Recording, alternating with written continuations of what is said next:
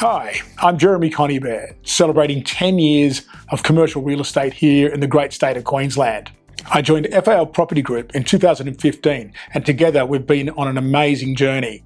When I first started, Queensland real estate was really fairly normal, sluggish even. Prices had been sort of fairly static for a while, but things really picked up fast. In 2015, metro yields were classic 7% here, and yields based in regional areas were sort of 8, 9, 10%.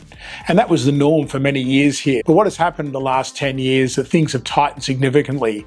There's been a lot of drivers for that. Firstly, after weathering the storm at the end of the mining boom in 2018, and of course the pandemic in 2020-21, Queensland remarkably went from the 7% state to a state where we're regularly transacting now in the 5 and 6% range. And some QS assets, for example, transacting into the 4s. This trend has been driven by many factors, notwithstanding the winning of the Olympic bid and the repositioning of our state, looking at the Gold Coast and Brisbane with the IOC with Australia's backing as almost one host city. Brisbane with a beach? Absolutely. What has come since is untold public and private infrastructure spending, mostly based in southern Queensland, but with great effect across the rest of the state. Olympic events have been announced in many regional areas, which has been really helping drive development in regional spaces as well.